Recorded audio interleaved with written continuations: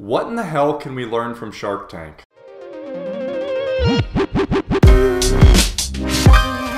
Hey guys, welcome back. I'm Zach, and if you're new to the channel, learn all the secrets of the e-commerce world simply by subscribing to my channel and hitting that little bell icon so you don't miss anything. So this video is all about Shark Tank. If you don't know what Shark Tank is, you might have heard it by its name Dragon Den. That's over the European version, but Shark Tank, Dragon's Den, it's all pretty much the same thing. It's basically a show where entrepreneurs go on and they pitch their companies or their ideas, or yeah, it's pretty much companies at this point, to a panel of investors and try and get them to invest into the company, and also have the investors provide them with the different connections and the skills that they have. So if you haven't heard about this show, I would highly recommend you actually go and watch a few episodes to get the gist of it. But then after I'm done talking about this, I highly recommend that you go watch some more under the guise of what I'm going to talk about here, because it's actually super fascinating. So there's one thing that I want to say first off, and that's that Shark Tank is more about the entertainment aspect of things than the actual business aspect of things. Because yes, it is a TV show, they do need to keep it entertaining, and it is kind of like get in, get out, let's get the next people in here to cater towards audiences like low attention spans, right? That's kind of obvious. However, there still are some major business lessons that we can learn from this show, and that's what I'm going to talk about right now. So the main appeal of Shark Tank is that entrepreneurs have 90 seconds to go on, introduce themselves, introduce their company, and make their pitch. It's a 90-second pitch. So that means in 90 seconds,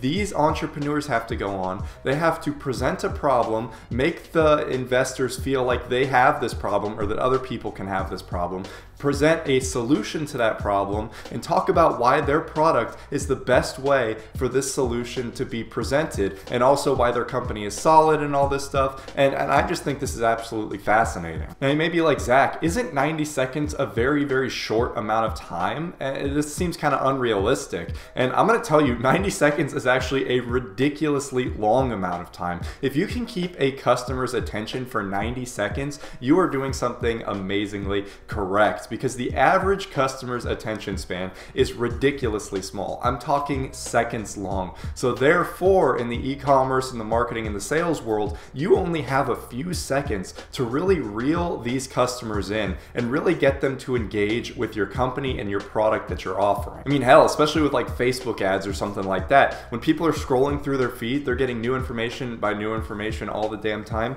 You have a few seconds, if that, to catch their attention. Like Facebook ads and the video views is measured by like 3-second views, because that's the general amount of time that people are going to be watching your video, right? So you need to make sure that you're getting all of your information across very, very succinctly. And that's why I love this series of television shows, because they do this, like this is the main focus, right? It's presenting all of this information that you need to present in a very clear, concise, and quick way to easily be digestible, but still make it seem legitimate and still get people to kind of connect with it on a level that is high enough for them to be able to give you their money. First of all, that's largely the main benefit of why I love this show, and it's why I highly recommend you look into watching the show and maybe learn a few tactics about what these companies are doing, because there's such a wide variety. You're going to see like some common trends between them. You're going to see the main things that are being pushed, the main problems the investors have with things. It's honestly pretty fascinating to see this. And yeah, while it is based around entertainment, there still are a lot of educational things that you can learn from it. And now additionally, something else that I've really noticed, and this is a trend that I've noticed, I don't know if it's like all encompassing,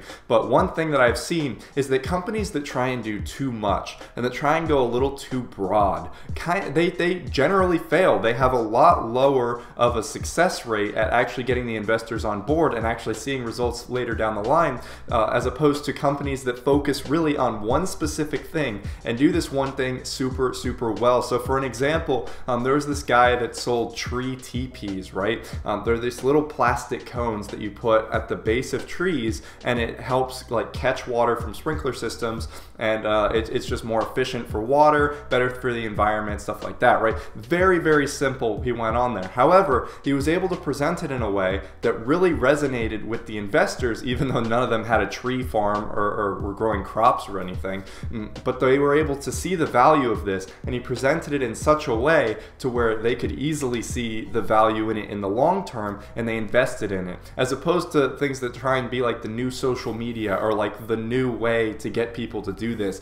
That's very, very broad. There's a lot better results when they find their thing and they really focus down on it. And so combining those two things, the very successful companies have they've recognized a problem in society. They've gone ahead and created a product that fixes that problem, and then in their pitch they made that problem very well known, or they made that gap in the market very well known, and we're like, hey, we've got the perfect product for this. It fits all of the gaps. This is why we think that you should look into potentially getting this item. And that is what has made them successful, and that's what a lot of people don't realize is kind of the vibe you need to give off when you're doing any type of sales or marketing, especially with e-commerce, because customer retention is so low. You need to make the value known immediately. They're not going to read through a couple paragraphs of information about the product. You need to keep things very short, concise, but really make the value known.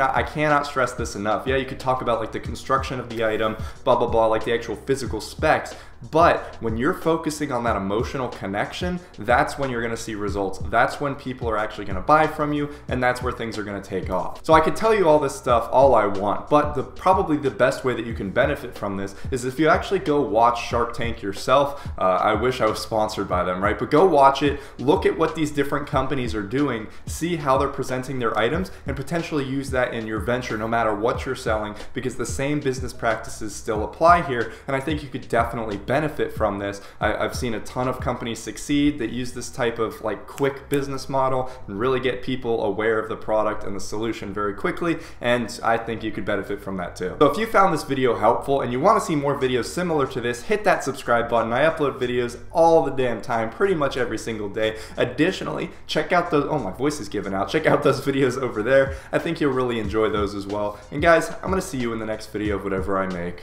Peace out.